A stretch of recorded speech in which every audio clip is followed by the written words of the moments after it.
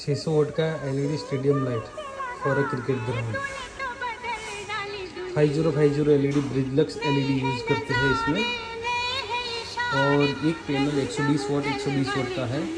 और आप यहाँ से इसको मूव भी कर सकते हो, ऊपर अप डाउन भी कर सकते हो आप।